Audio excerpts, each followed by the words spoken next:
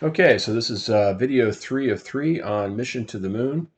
This is the last step, which is a thrust to the moon, travel to the moon, and then in this video also, we will drop into a circular orbit about the moon.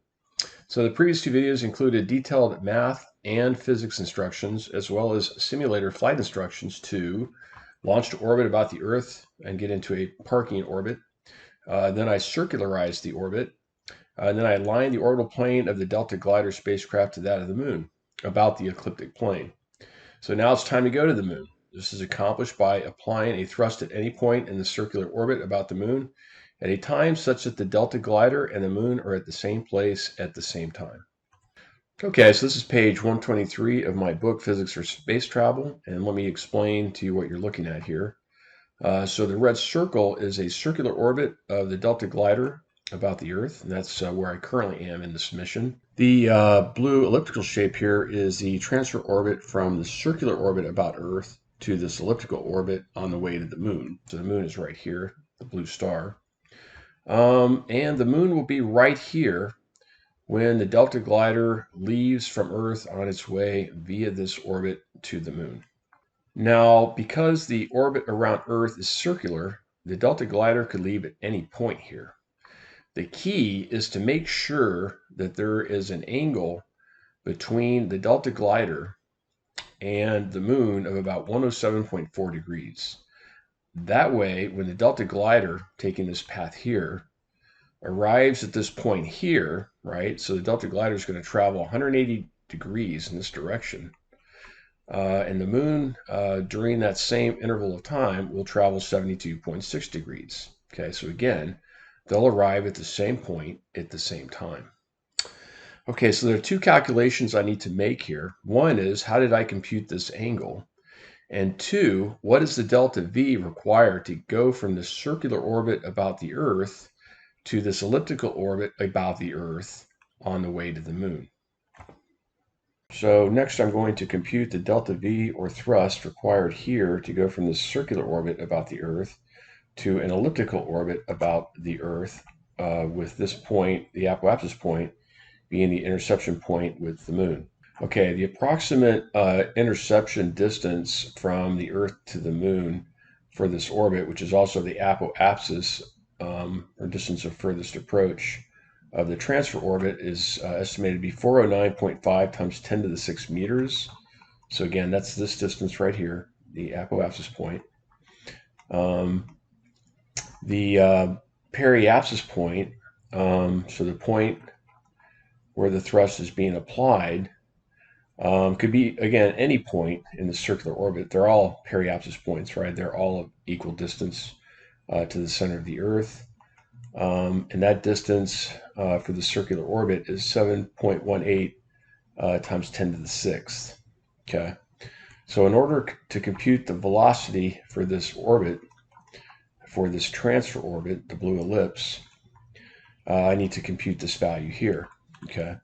So G is the gravitational constant. It's always 6.67 times 10 to the minus 11th. M is the mass of what we're orbiting, which is the Earth in this case. That's 5.98 times 10 to the 24th. R here is where the thrust will be applied, okay? And that's the 7.18 times 10 to the 6th. And then the semi-major axis, which I've computed with this equation here, is 2.08 times 10 to the 8th, okay? So plugging all that into my calculator, I get a velocity required of the DG, Delta Glider, to enter into this orbit of 10,449 meters per second. The velocity before thrust was fired, right here, 7451 meters per second. So the delta V, again, which is the difference in the velocities before and after thrust, is 2998 meters per second. Okay, on page 97 of the book, I provide an equation which will enable you to compute the duration of the thrust, this delta T, giving the mass of the Delta Glider, the delta V, and the force. This is just the thrust. So doing that for the delta V to enter into the transfer orbit to the moon, the delta V here was 2998 meters per second. The mass of the Delta glider I'm using here is 18,000 kilograms, and the thrust is 320,000 newtons. So when you compute all that, I got a thrust duration of 170 seconds.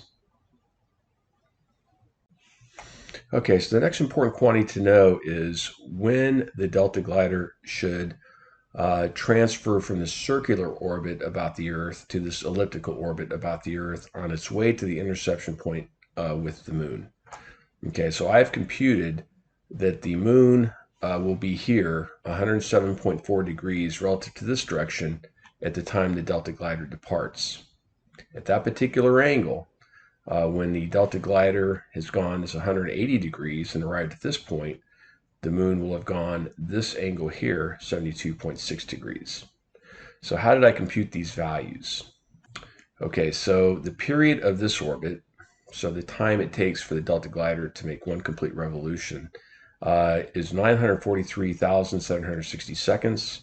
I used Kepler's third law to compute that because I know the semi-major axis from the previous step. Okay, but the Delta glider is only going to travel half this orbit. So half of t is 471,880 seconds. Okay. Now the moon is orbiting the Earth every 27 days. So that's 360 degrees per 27 days. There are 2.32 times 10 to the 6 seconds in 27 days.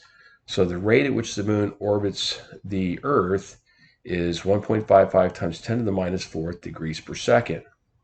Okay, if I multiply that rate by the time it takes the Delta glider to get from here to here, which is 470,822 seconds, I get 72.6 degrees.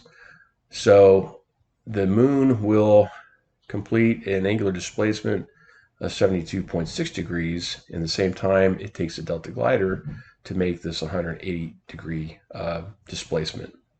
And they will arrive at this point at the same place at the same time, at which point the Delta glider will provide a reverse thrust and fall into a circular orbit about the moon. Somewhat straightforward. Okay, so how do we use the Orbiter 2016 to get to the moon? I'm going to start with this orbit here. Okay, if you recall, I launched to orbit, I circularized that orbit, and then I aligned the orbital plane of the Delta glider with that of the moon. So this is the orbit we're going to start with. Now, this is a very different orbit than the orbit I've used in the book, so we really can't compare values. But let's go ahead and do it. So we're going to select the transfer MFD here. We're going to enter the target is the moon, and we're going to enter the type of transfer to be the Hohmann transfer, HTO. The next thing we want to do is create a hypothetical orbit. We do that by hitting DV+. Okay, it'll take a couple minutes or less, more like a minute. Okay, so the next thing you want to do is align this gray line with the gold dash line. Okay, so you do that by using the EJ- and EJ+ buttons.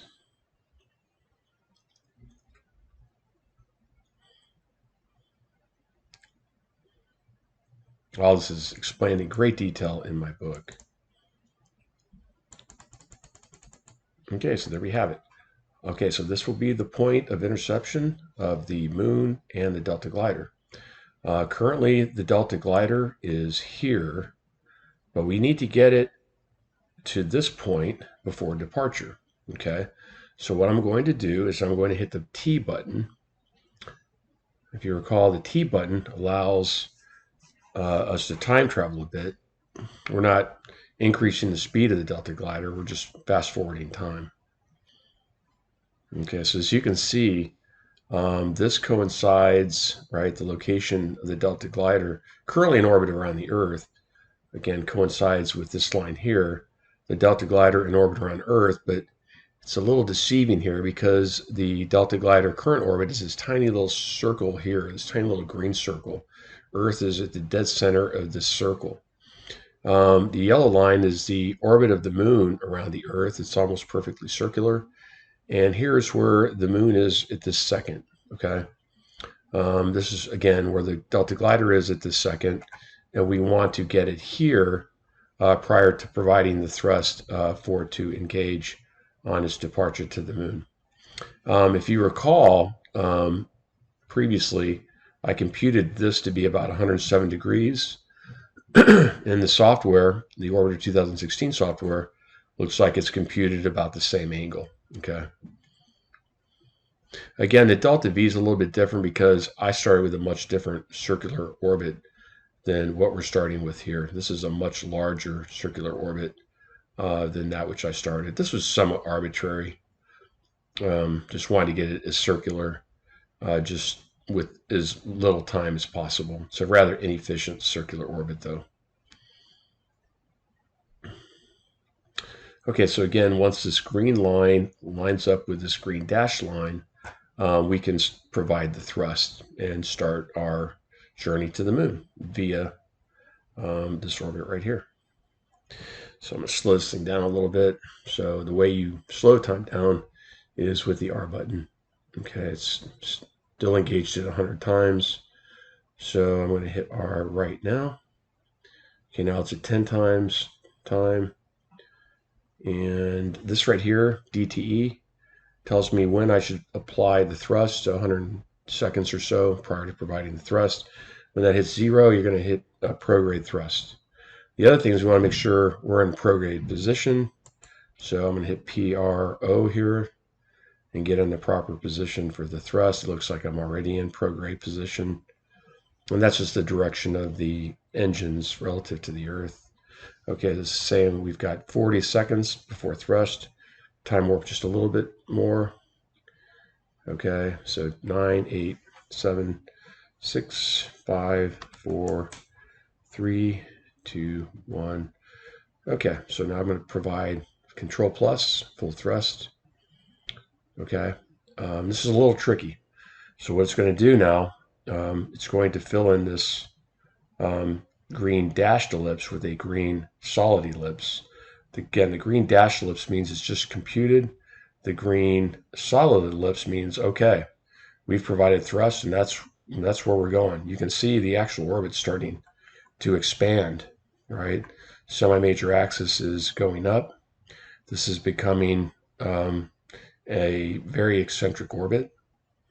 Okay, so we're essentially on our way to the moon, but we haven't established an elliptical enough orbit quite yet. So again, once the green solid line overlaps the green dashed line, we know we've got it.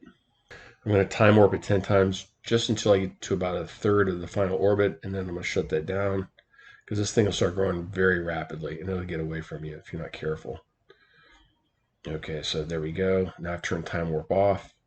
Now, as this gets to about half, we'll want to throttle back because, like I said, it starts growing really fast. And if you overshoot it, you will end up breaking free of Earth's orbital pull and have to start this all over again. So I'm already going to back off thrust to about half with Control minus. So you can see it's growing a little slower.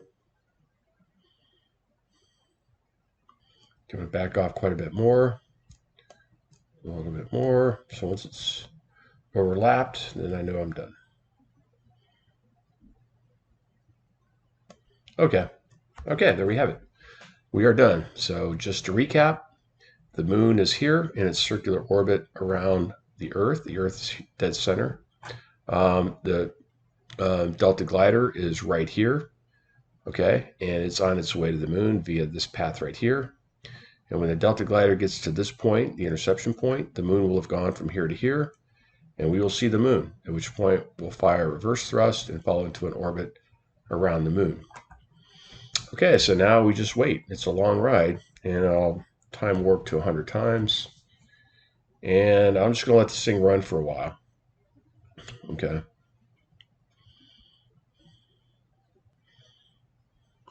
Okay, the Delta glider's not here, right? It's where the solid green line is intercepting this solid green ellipse. So right now the Delta glider is here.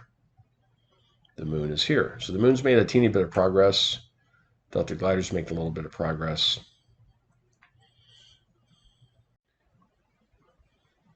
Okay, I'm going to turn this video off for a while and just let this thing travel to the moon, and I'll get back with you shortly. Okay, so quite a bit of time has elapsed, I guess well over an hour or so. And This is telling us how far we are from the surface of the moon, 20 million meters. Okay, I've changed this from the center to the surface. Closest approach is 705,000 meters. Okay, it's so we'll clear the surface, but this is dropping, so I may provide a thrust to increase this a bit. Eccentricity is greater than 1, so it's not a closed orbit. Again, we are orbiting the Earth still, and this is telling us we're just going to fly by the moon. But once we get a little bit closer, I'll provide a slowdown thrust, and the moon will capture the Delta Glider into its orbit. Okay, and that's going to be pretty soon here. We're 14.7 million meters at this point away.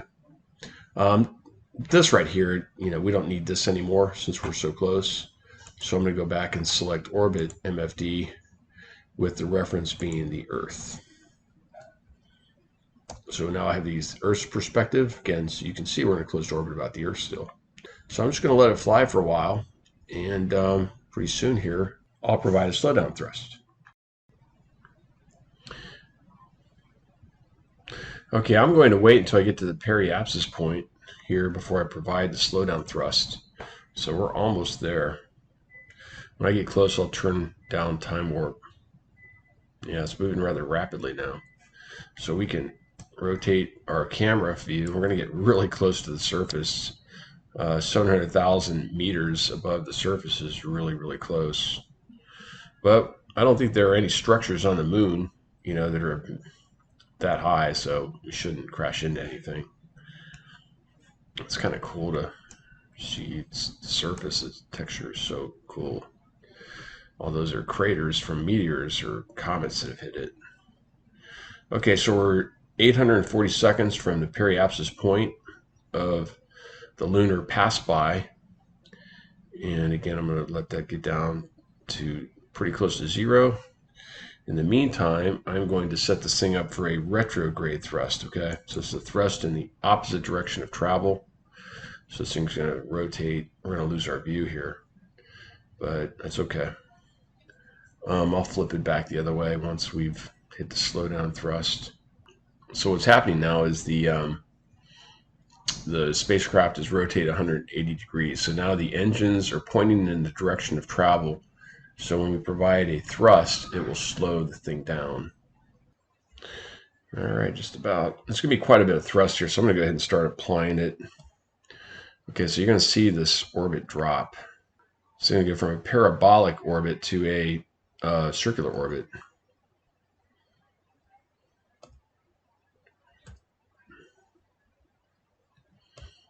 Okay, I'm going to wait till we get a little bit closer to periapsis so we can get as circular as possible. 12, 11, 10, 9, 8. Okay. I'm not sure. I haven't computed the duration of the thrust, but this looks like a good point to start applying it. So full retrograde thrust, and you'll see this thing fall into orbit around the moon. It's very cool. Boy, that happened fast. I'm going to back off.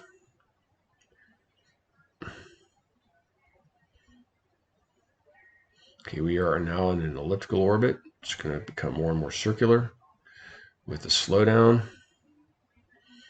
Okay, so we're no longer in orbit around the Earth. We are now in orbit around the moon. I'm going to try to shoot for eccentricity as low as I can. When it starts going up again, I'll kill the thrust and come around and provide another thrust to get as circular as possible.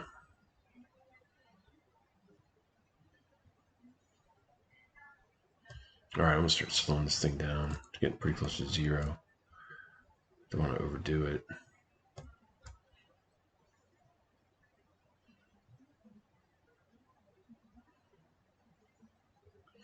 Okay, it's pretty darn circular. Starting to go up a bit, so I killed the thrust, and there we have it. We are now in an almost perfectly circular orbit around the moon. All right, let's go back into prograde. So rotate this thing in the direction of travel. We've got the thrust turned off.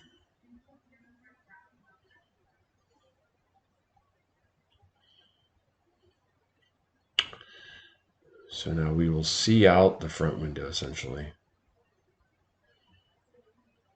Yeah, so we're really close. About 1,000,000 meters above the surface. That's pretty close. On the dark side of the moon.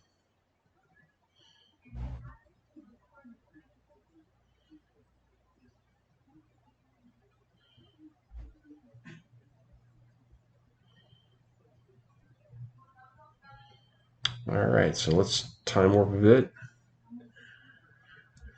And let's go around and see the light side of the moon 100 times. Okay, we're coming around to the light side of the moon.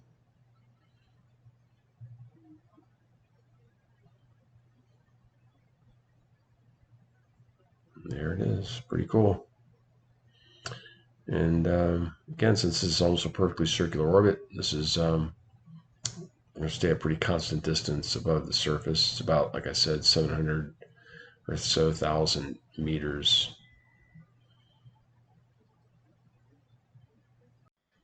Okay, that's it. We just completed the Artemis mission.